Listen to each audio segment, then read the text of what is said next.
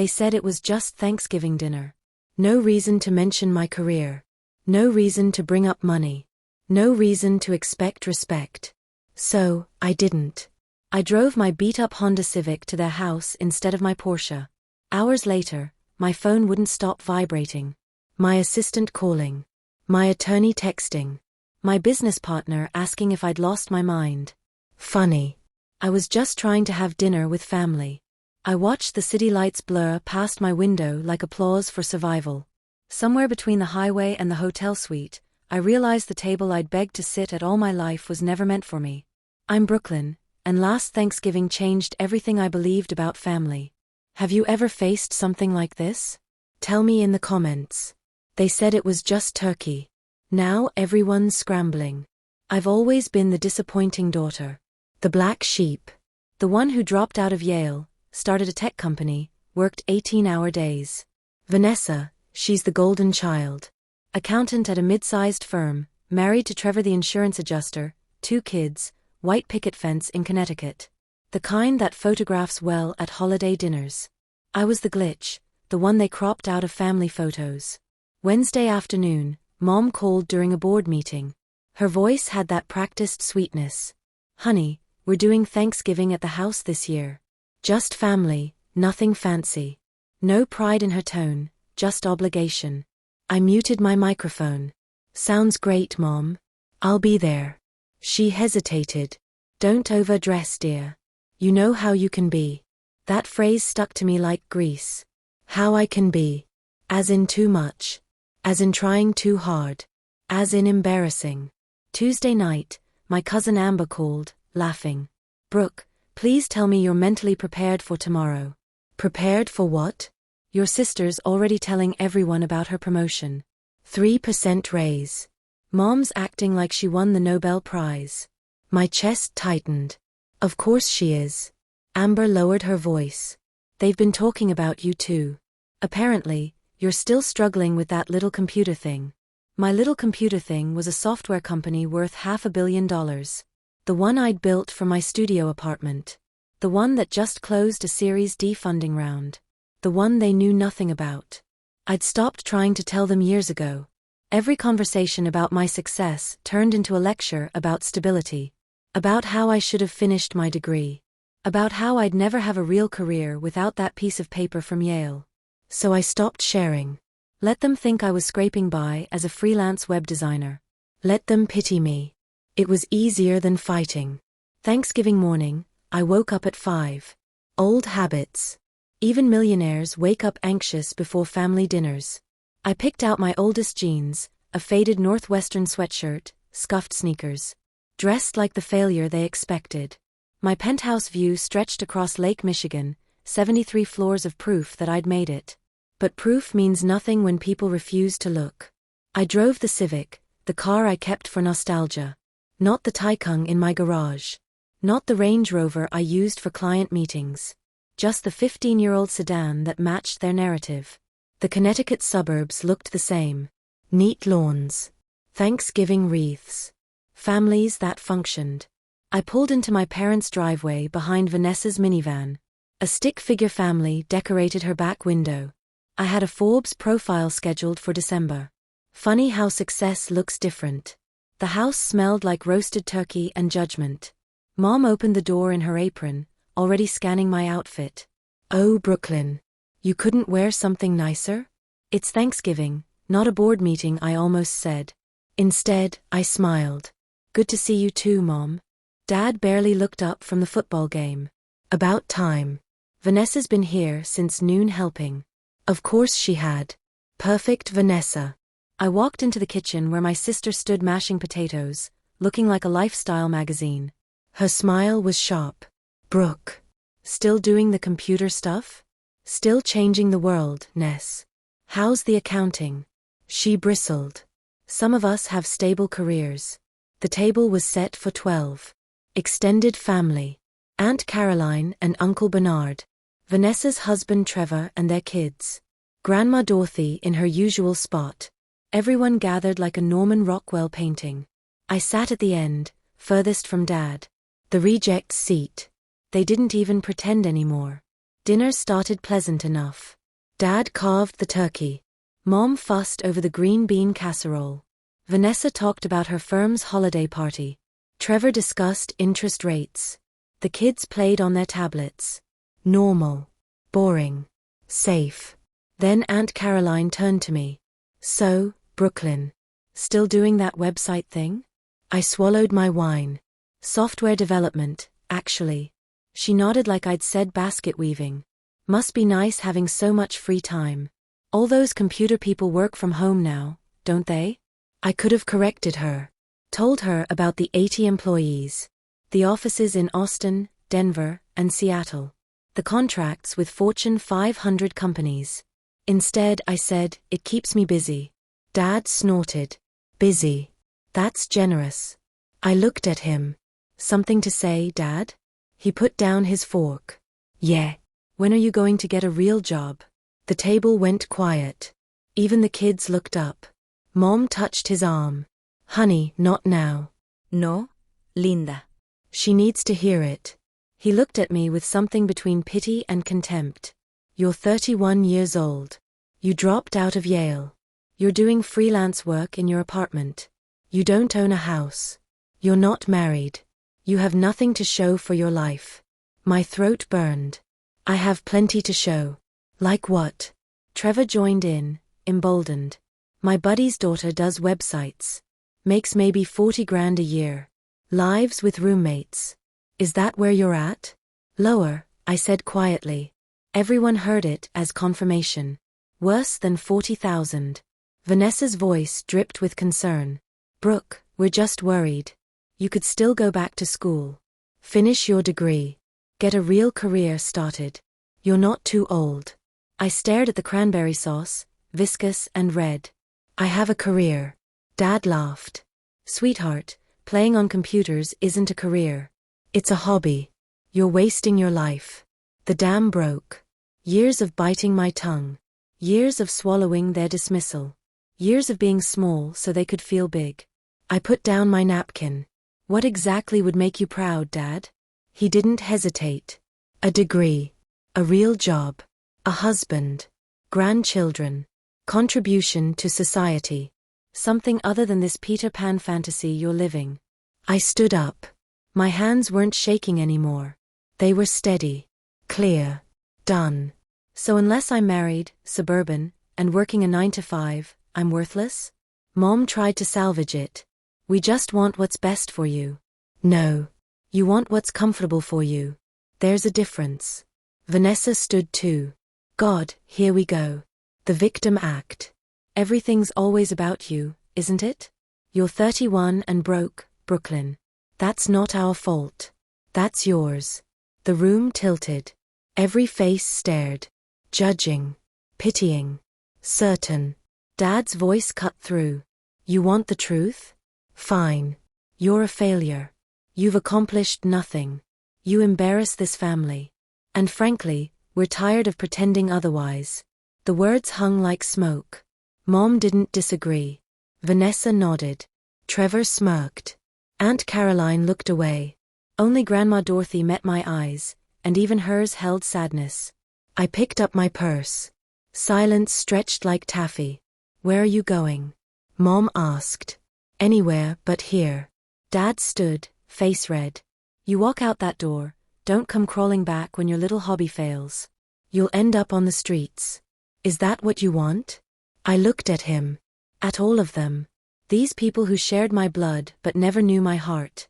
Actually, I said, I'll be fine. Vanessa's laugh was cruel. Fine? Brooke, you can barely pay rent. Stop pretending. I could tell them. Right now. End this. Pull out my phone and show them the Forbes article draft. The bank statements. The investment portfolio. The proof. But something stopped me. They didn't deserve to know. They'd made me small on purpose. Let them stay in their small world. I smiled, and it felt like freedom. Thanks for dinner. It was incredibly clarifying. I left through the front door. Behind me, voices erupted. Dad shouting. Mom crying. Vanessa yelling about dramatics. I got in my Civic and drove. No tears. No rall. Just clarity. Cold, clean, crystalline clarity. They'd shown me exactly who they were. Finally, I believed them. I drove to the Four Seasons downtown. Valet looked twice at my car but said nothing. The penthouse suite felt like oxygen after drowning. Floor-to-ceiling windows. Lake Michigan black and endless. I ordered room service. Lobster. Champagne. Chocolate lava cake. Not because I was celebrating. Because I could. Because I'd earned it. Because no one here would tell me it was too much. My phone buzzed. Texts rolling in. Amber, OMG, what happened? Everyone's freaking out. Vanessa, you're so dramatic. This is why nobody likes you. Mom, please come back. Let's talk like adults. Dad, don't bother coming to Christmas. Nothing from Grandma Dorothy. I opened my laptop instead. Emails from my CFO about Q4 projections. Requests for podcast interviews. An offer from a venture capital firm to acquire my company for $800 million. I declined. We weren't for sale. I pulled up my banking app. Just to see it. To remind myself. Checking account, $847,293.52. Savings, $4.2 million. Investment portfolio, $31.7 million. Company valuation, $520 million. My ownership stake, 67%. I made $25 million last year. This year would be 30. I took a screenshot. Not to show anyone. Just to prove to myself it was real. That I wasn't crazy. That their words were lies. Comfortable, expensive lies they told themselves so they didn't have to confront their own mediocrity. I posted one thing on social media. A photo of the champagne, the city lights beyond. Caption, sometimes the best thing you can do is walk away. Know your worth. My assistant liked it immediately. Then my attorney. Then 3 board members. Then friends from Stanford's executive program. Then CEO connections from conferences. People who knew. Who understood. Who saw me. The comments poured in. You deserve better. Proud of you. Setting boundaries is strength. My former professor wrote, the most successful people know when to let go. It wasn't revenge. Not yet. It was truth. A breadcrumb trail for anyone paying attention. By midnight, the post had 4,000 likes. My family wasn't on social media much. But their friends were. Their neighbors. Their co-workers. People talk. Especially in Connecticut suburbs where everyone knows everyone. I fell asleep in Egyptian cotton sheets, the city humming 70 stories below. For the first time in years, I didn't dream about proving myself. I dreamed about absolutely nothing. Friday morning, the sun was brutal and honest. I woke to 17 missed calls. Vanessa had called 9 times. Mom, 6. Dad, twice. Even Trevor once. I made coffee from the suite's premium machine and watched the lake turn silver. My business partner, Kendall, texted, saw your post. You good? Better than good, I replied. Finally free. The messages started innocuous. Mom, honey, let's not end Thanksgiving like this. Then desperate. Dad, your mother is very upset. You need to apologize. Then angry. Vanessa, stop ignoring us. You're acting like a child. I responded to none of them. Silence, I'd learned, was the most powerful response. It left room for people to fill in their own narratives. To spiral. To wonder. Amber called. I answered. Brooke, what the hell happened after you left? I could hear the hunger for gossip. It got interesting. Interesting? Your dad threw a wine glass at the wall. Your mom locked herself in the bathroom. Vanessa told everyone you'd probably end up homeless. My coffee tasted better suddenly. Sounds about right. But here's the thing, Amber continued. Aunt Caroline's daughter, you know, the one who works at Goldman Sachs? She saw your post. Recognized your name. Started Googling. My stomach flipped. And? She found your company. Found the Forbes list. Found everything. She told Aunt Caroline. Who told your mom? Who had a complete meltdown. I set down my mug. They know? They know something. Not everything. Your mom called me asking if you'd lied about being poor. I didn't know what to say. You didn't lie, Amber said carefully. You just didn't correct them. Exactly. She exhaled. They're spiraling. Your dad's convinced it's fake. Vanessa's mad she doesn't have the full story. Your mom keeps saying she knew you were doing well. They're rewriting history already. Let them, I said. Amber paused. What are you going to do? Absolutely nothing. They made their choice. By afternoon, the calls intensified. Mom, we need to talk about some things that have come to light. Dad, if you have something to tell us, now's the time. Vanessa, people are saying things about your company. True or false? I responded with silence. Each unanswered call was a brick in the wall I was building. Strong. Permanent. Necessary. Saturday, Kendall called. You're trending on LinkedIn. What? Your Thanksgiving post got picked up. Tech Twitter's sharing it. Someone connected the dots about your family. Now it's a whole thing about founders and unsupportive families. I pulled up LinkedIn. There it was.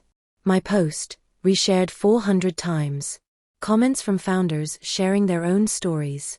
A venture capitalist wrote, Brooklyn Chen built a $500 million company while her family thought she was broke. That's the most founder thing I've ever heard. Another CEO, sometimes the people who should celebrate you the most are the ones who can't see you at all. My mentions exploded. Reporters asking for interviews. Podcasters wanting my story. A literary agent asking about book rights. I ignored them all. This wasn't about publicity. It was about peace. But the internet is a bloodhound. By Sunday, someone had found my parents' address. Posted my dad's LinkedIn. Found Vanessa's Facebook. The comments on her page were brutal. Is this the sister who called a tech CEO broke? Must be embarrassing now. How does it feel to be this wrong? I didn't enjoy it. But I didn't stop it either. Monday morning, Grandma Dorothy called. I answered. Grandma. Brooklyn, dear. I need you to listen. Her voice was steady, sharp. What your father said was unforgivable.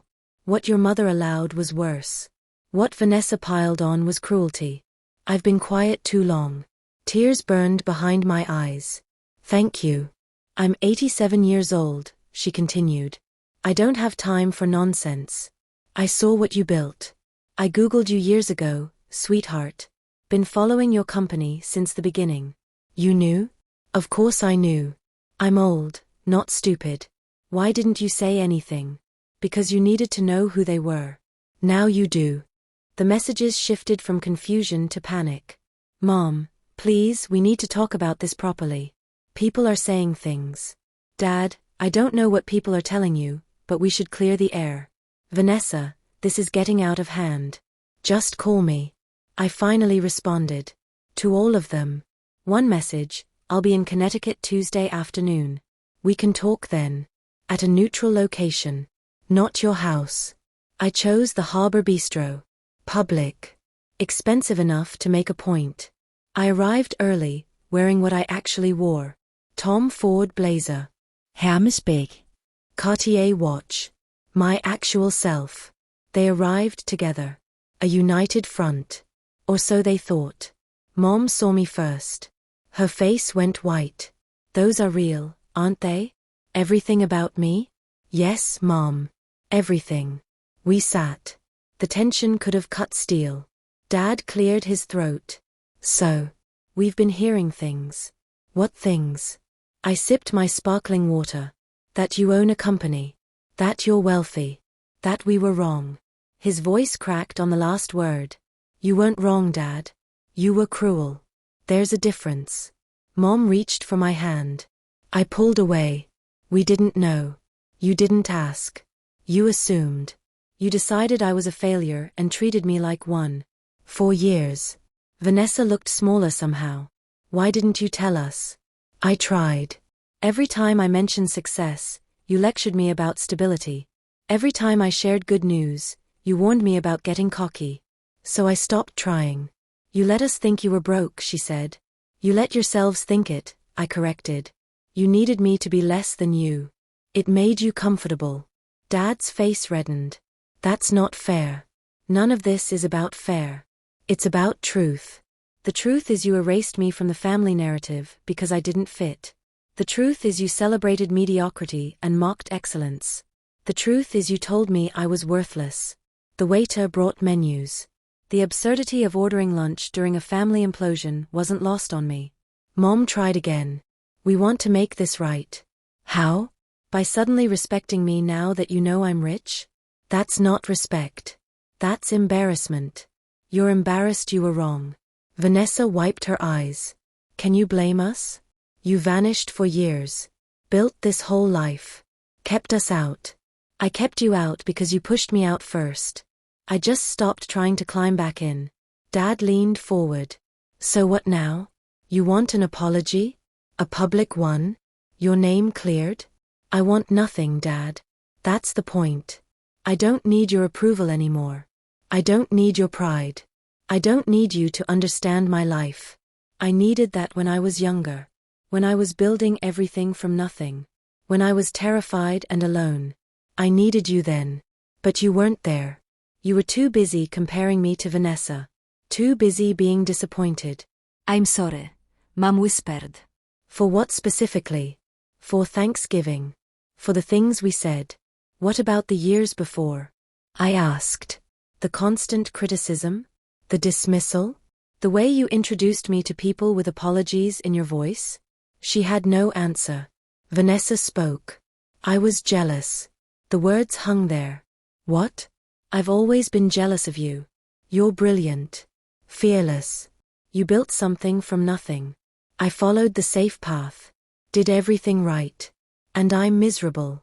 Trevor and I are in therapy. The kids are the only thing keeping us together. I make $62,000 a year and I'm drowning in suburban emptiness. And you're free. The confession surprised me. But it didn't absolve anything. That's not my fault, Vanessa. Your jealousy doesn't justify your cruelty. I know, she said. I know.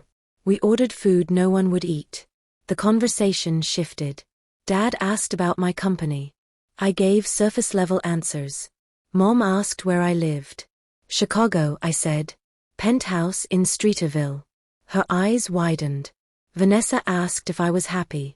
Getting there, I told her. The meal was uncomfortable. Good. Discomfort meant growth. Or at least acknowledgement.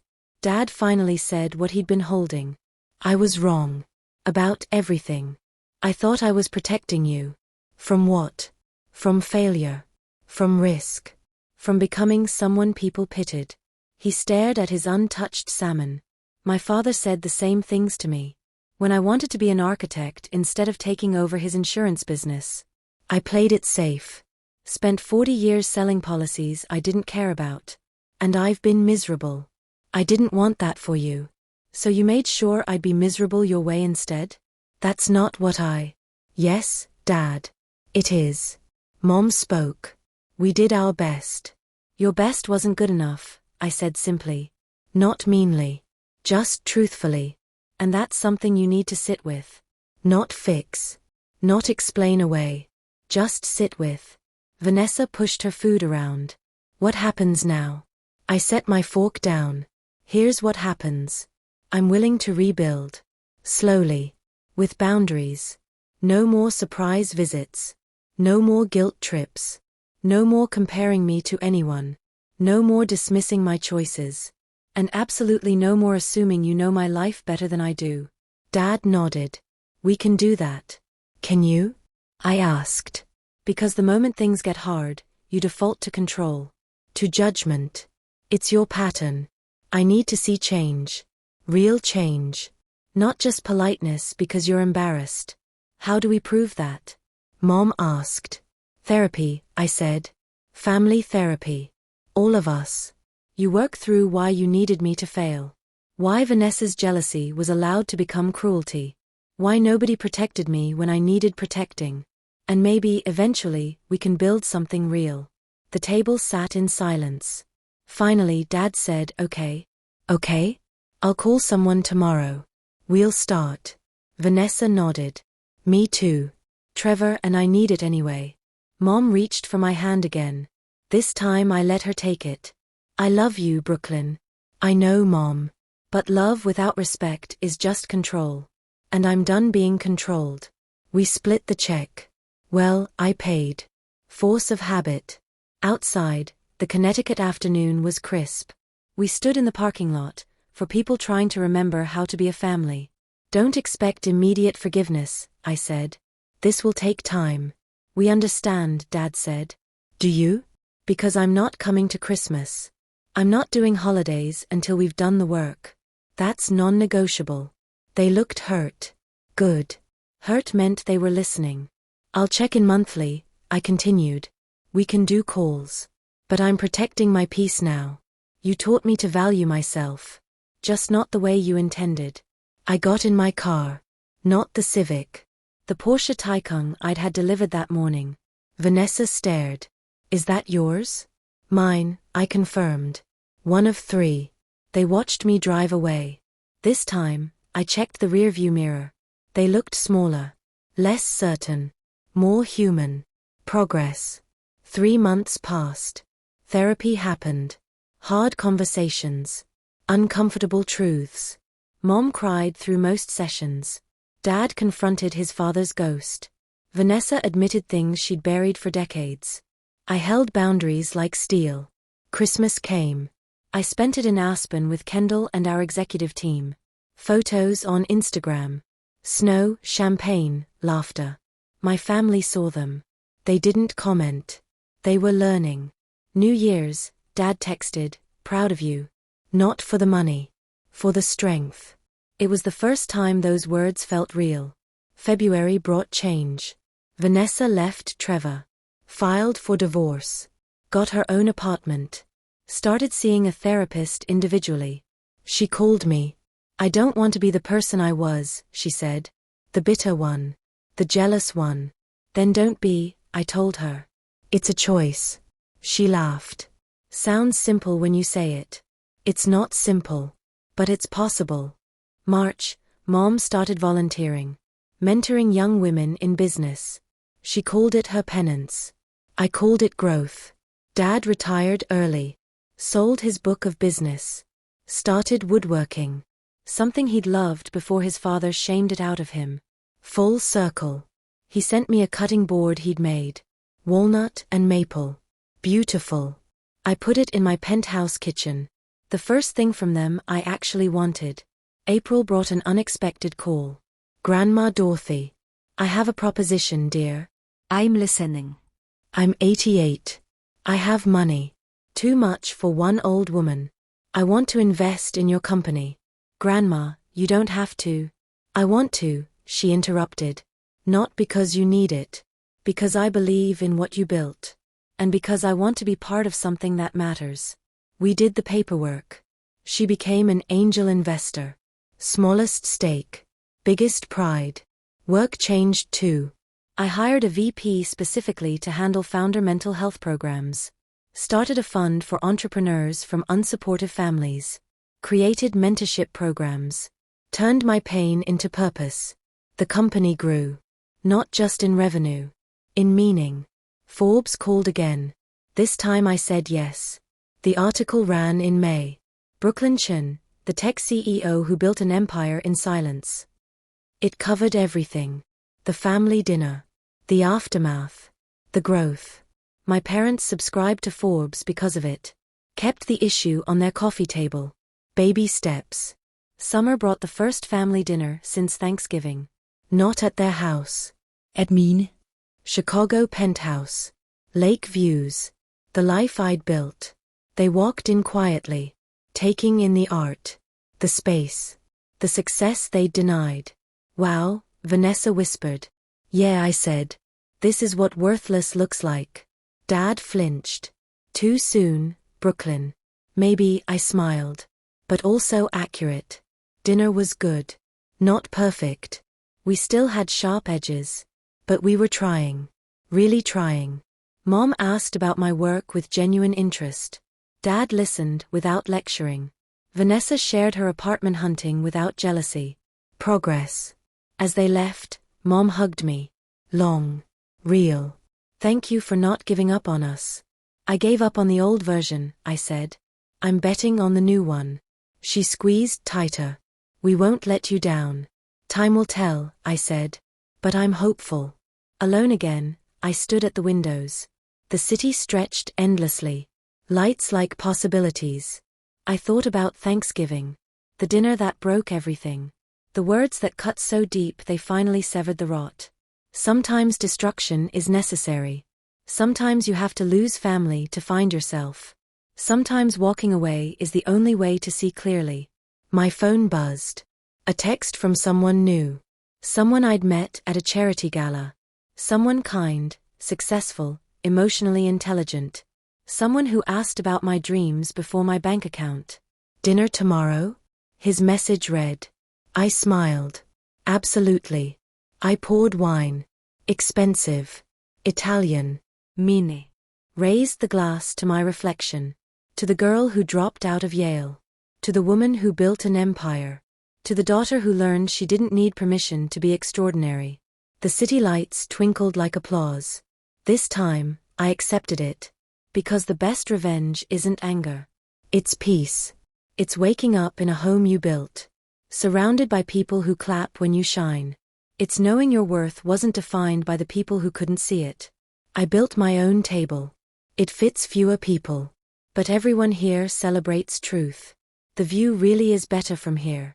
Before saying goodbye, if this story touched your heart, please give it a like and share it with someone who needs to hear this today. Don't forget to subscribe for more true stories about family, betrayal, and finding the strength to know your worth. Remember, sometimes the family you lose makes room for the life you deserve. You're not heartless. You're healing. And that's the bravest thing of all.